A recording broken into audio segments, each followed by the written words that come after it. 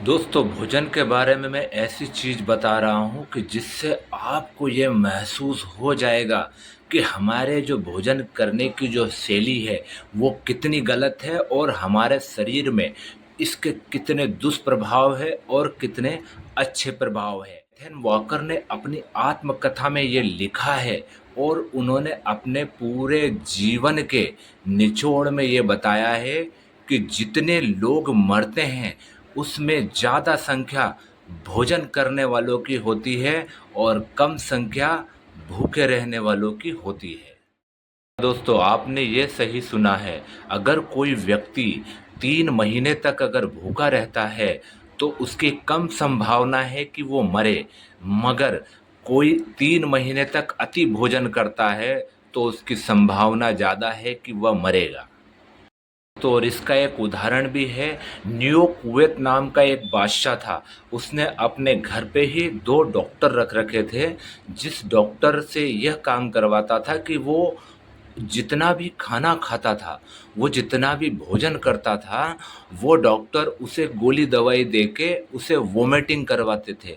हाँ दोस्तों, क्योंकि उस बादशाह को खाने का बहुत शौक था। उसे इतना शौक था कि वो दिन में 10 से 12 बार भोजन करता था। उसे स्वाद का बहुत ज़्यादा लगाव था। डॉक्टर उसे सिर्फ़ मेडिसिन देते थे और उसकी वॉमिटिंग करवा देते थे और भोजन सारा बाहर निकला देते थे। मगर दोस्तों, हम लोगों ने हमारे पड़ोस में ही डॉक्टर पाल रखे हैं। जिस तरीके से वह डेली डॉक्टरों की दवाई गोली से वॉमिटिंग करके दूसरा भोजन करता था, उसी प्रकार हम लोगों ने 3 से 4 महीने में हमारे अंदर ऐसी चीज़ें इकट्ठा कर लेते भोजन से कि हमें डॉक्टर के पास जाना पड़ता है और डॉक्टर फिर हमें दवाई गोली देकर वो सारी चीज़ें बाहर निकाल के हमें स्वस्थ करता है। कि जो असम्यक दृष्टि भोजन के प्रति, आहार के प्रति जो हमारी है, वो हमारे लिए दुष्परिणाम साबित कर सकती है, हमें भारी पड़ सकती है। और इससे ये पता चलता है कि भोजन हमारे लिए स्वास्थ्य लाता नहीं बल्कि हमारे लिए बीमारियां लाता है।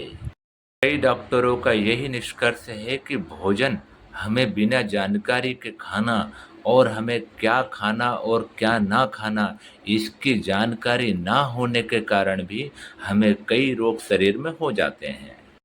इसमें हमें समय सीमा का भी निर्धारण करना पड़ेगा, क्योंकि हम कभी भी अगर कोई खाना खाते हैं तो वो हमारे डाइजेस्ट के लिए बहुत हानिकारक है।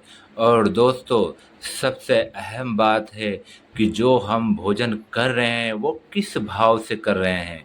क्या हम क्रोध से कर रहे हैं, या हम घृणा से कर रहे हैं, या हम चिंता से कर रहे हैं, या हम जल्दी कर रहे हैं। ये सारी चीज़ें भी बहुत मायने रखती हैं।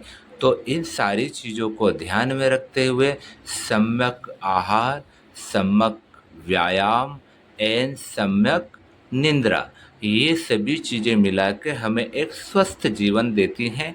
इस पे आप ज़रूर गौर करें और मेरी बातें आपको कैसी लगी ये कमेंट में ज़रूर बताएं।